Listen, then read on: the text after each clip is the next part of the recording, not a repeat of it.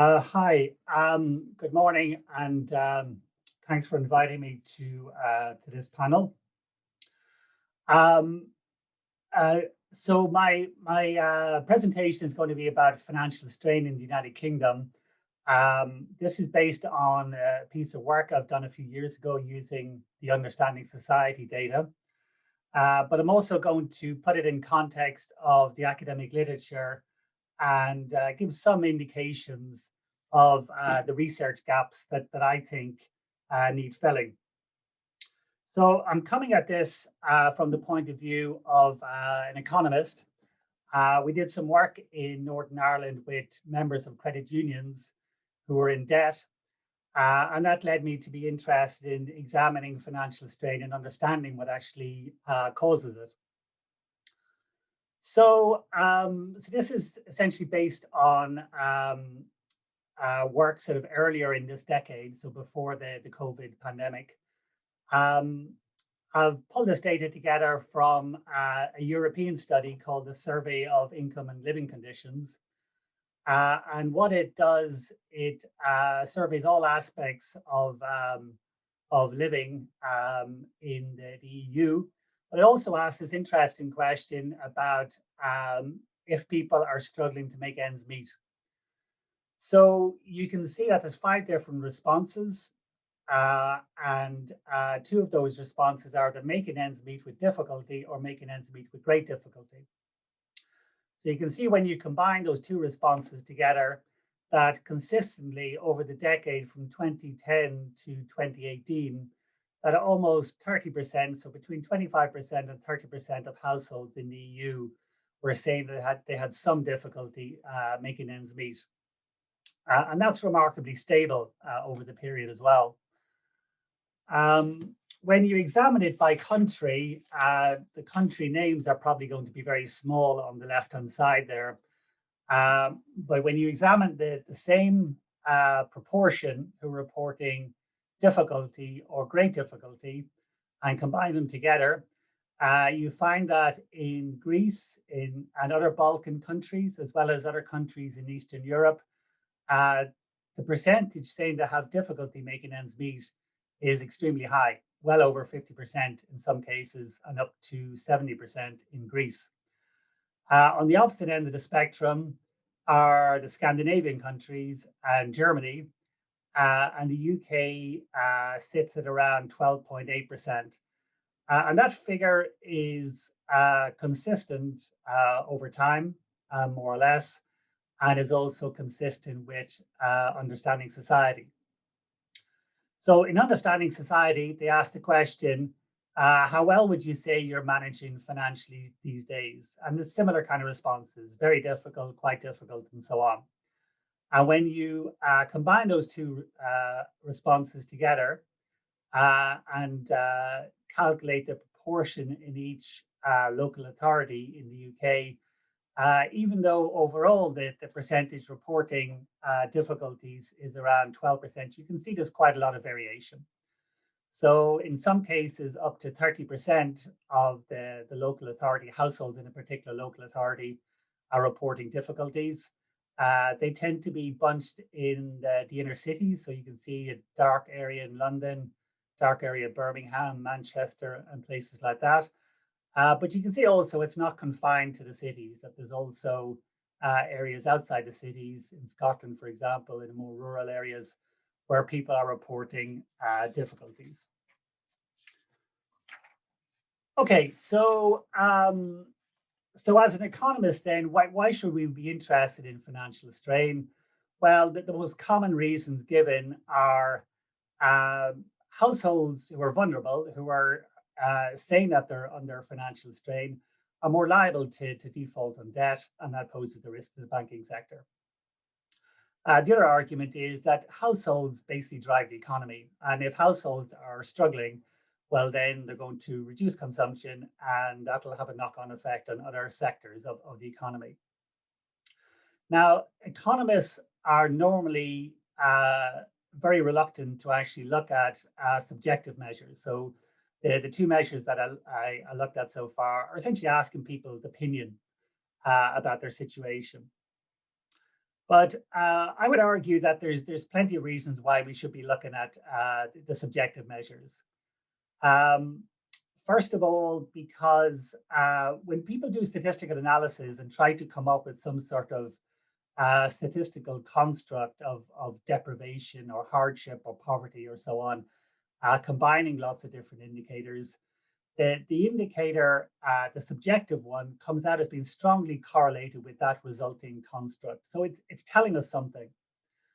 Um, the other thing I would say is that people's attitude to their financial circumstances differs quite a lot.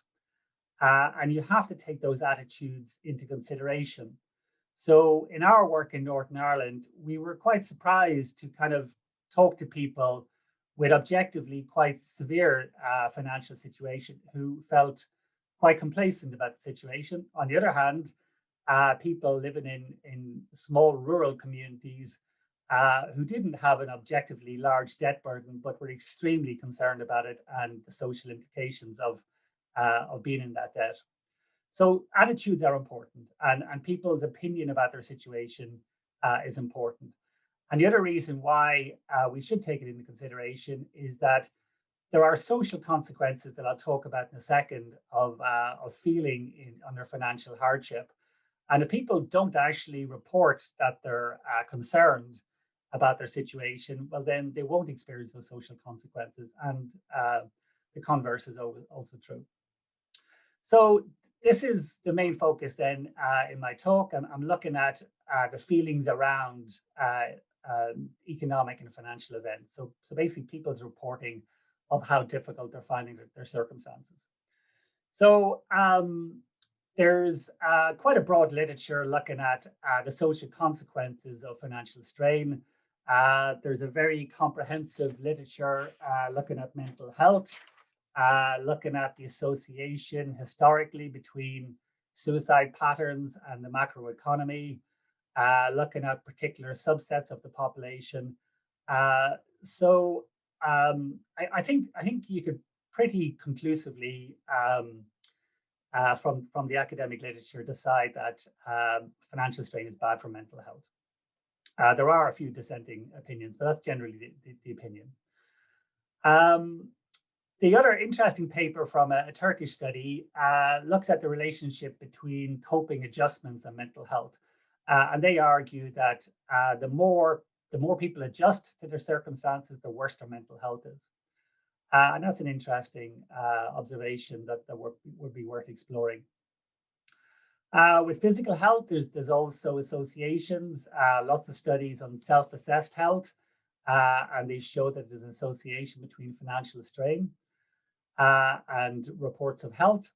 And then some studies look into it in a little more detail. So there's a medical literature that looks at biological processes in relation to stress, and they associate stress with a cardiovascular system, immune problems, but also areas that we mightn't necessarily consider, like, for example, respiratory disease, progression with HIV symptoms, and so on. Another literature looks at the reaction in terms of behaviors, health behaviors. So the argument here is that being under financial pressure causes people to be more focused on the present. So diets, physical activity, alcohol and drinking, and so on, all are affected. There's a broader social literature that looks at the impact on marriage breakup, marriage disputes, and so on, that looks at criminality, looks for the support for far-right candidates in the 2017 French election, and also far-right support in Eastern Europe, and makes the association with financial difficulties.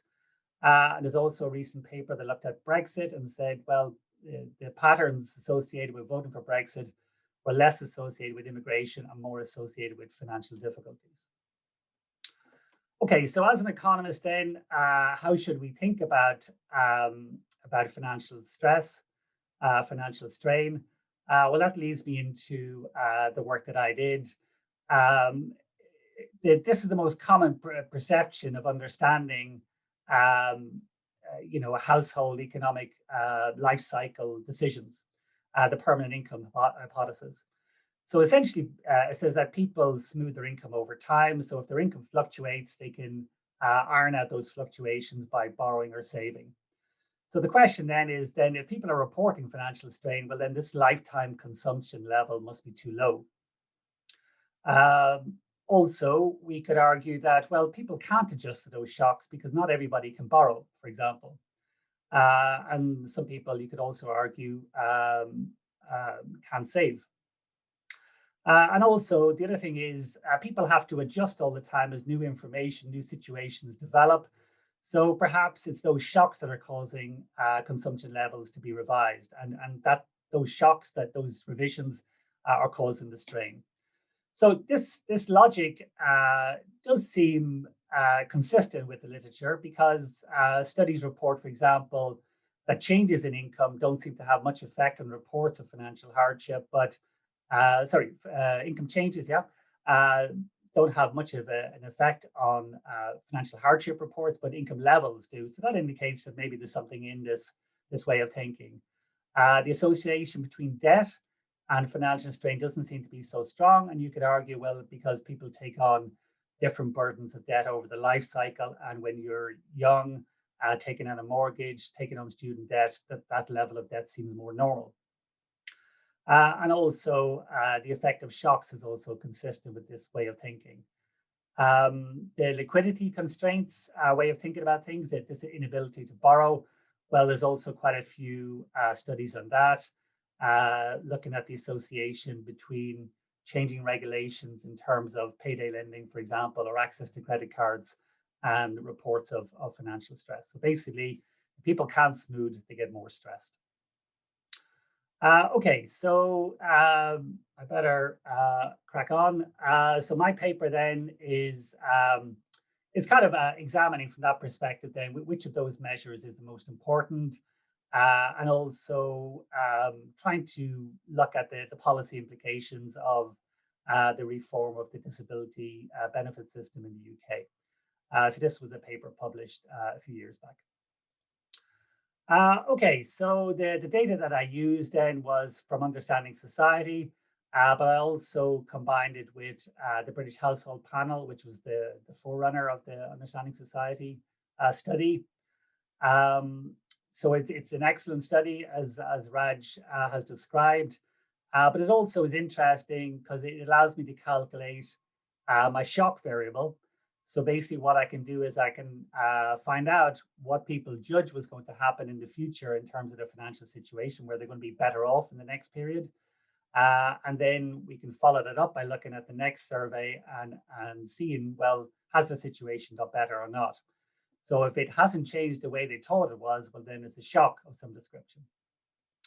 So the data allows me to construct a shock variable. You can also calculate a liquidity constraints variable. So in other words, an inability to borrow if people's consumption seems to follow their income too closely. So in other words, they can't smooth income in the way that the permanent income hypothesis suggested. So just to motivate the rest of the work, what I did was I looked at the association between financial strain and mental health, first of all. And then I looked at the association between financial strain and self-assessed health. So I know this has been done already, but this was simply to motivate the paper.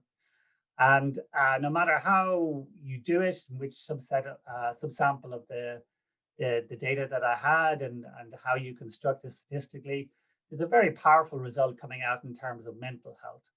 So I say up here that strain raises the probability of reporting poor mental health, psychiatric morbidity, by around 15 percentage points. The effect is not quite as dramatic in terms of poor health, but it's still significant, and it comes out quite strongly no matter how you do the analysis.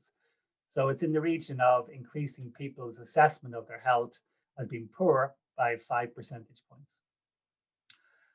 So now in the next table, what I do is I line up those different arguments. Is it about their income being too low? Is it about the fact that they experience shocks? Or is it about the fact that they can't borrow? So when you line up those, and once again, I do it in a number of different ways, the effect of the shock seems to be the most dramatic. So the actual size of the effect is much larger than the effect of simply having low income and simply being unable to borrow. So the fact that people are experience shocks, so something happens, I don't know exactly what has happened. Maybe they've lost a job, maybe their household circumstances have changed and they need more money for whatever reason. But when these unexpected shocks come along, that has quite a large effect on people's reporting of financial strain. Okay, so the next thing then I looked at, so the Understanding Society data set is very large. It looks at a large number of households. So I was able to examine people who are on incapacity benefits and looked at what happened to them as the rollout of the reform of disability benefits system was rolled out. Um, so people were reassessed in terms of employment support allowance, and if they were eligible for that, then that was fine. They were moved on to that benefit, and if they weren't, well, then they had to go out and get a job, or maybe they ended up on unemployment benefit. So what I was interested in figuring out was, well, what effect did these different pathways have on people's report of financial strain? So that's what's done in the next table. Once again, just in case you think this is oversimplistic, there's lots of other control variables that I haven't reported in the table also involved. So what I find is that the move to employment support allowance has quite a large significant effect on reporting financial strain. So this is quite surprising, really, because if the benefit was supposed to leave people no worse off than they were before, well, why should they feel more financially strained? And I argue in the paper that, well, that's due to the difficulty with the system and how opaque it was, and all the kind of stress associated with that move. Okay, so I've got a few minutes left, so let me just roughly give you an overview of the other literature out there that's interesting and maybe suggest a few interesting research gaps. So there's work that looks at how people end up being financially strained. So Anna Maria Lusardi in the US has looked at financial fragility, and she's particularly interested in looking at people who don't seem to have any savings buffer. So when shocks come along, their circumstances change, they basically don't have the resources to protect themselves. And in the US, this seems to be a very large issue. 1/4 of households in one particular survey are reporting that they couldn't get $2,000 together in 30 days if they needed it. Another 20% on top of that are reporting that they would have to sell off assets or resort to a payday lender in order to deal with a financial shock of that size. So that raises also interesting questions. How do you become financially fragile? Why is the number of people reporting financial fragility different in different countries? And that's quite an open sort of line of research as well. There's a number of papers that have established that financial strain is persistent. Why is it persistent? Well, perhaps, as these authors argue, that for example, after the financial crisis, people ended up taking low quality jobs and they ended up just getting stuck in them over time. There's an economic psychology literature that argues, well, because of the stress of having to cope with financial strain, that people are more present focused in their decision making. That has long-term negative implications. Maybe they end up, their health deteriorates. Maybe a similar kind of argument is that the burden of thinking about their financial difficulties all the time just doesn't leave them the cognitive capacity to think about other things and plan for the future. There's also an interesting literature on coping, looking at how marital support and social capital help people to cope, but also looking at the reactions, the things that people do in reaction to coping with financial difficulties. So they can reduce consumption, they can liquidate assets, they can, maybe one of their household members can go out to work, and so on, or get help. Now, the argument then is, well, okay, what sort of combination of these different things do they do? Why does this vary across countries, and why do people in different households have different pecking order? Which of them do they do first? Which do they do second? And which would they never consider? So that raises all sort of interesting questions, really, from an academic point of view.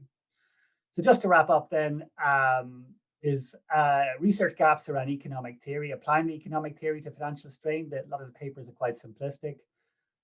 There's interesting questions about looking at the dynamics of financial strain over time. There's an interesting opportunity to look at pecking order of coping.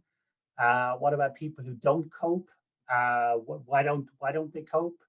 What's the negative implications that have in the long term? And also the relationship between mental health and coping. Does that result from turkey hold more broadly? And also in terms of physical health, which is more important? Is it the biological response or is it the health behaviors response, for example? And also, what about chronic, one particular, particularly difficult period? How does the effects of that compare um, to long-term effects of strain? So that's me. Thank you for your attention.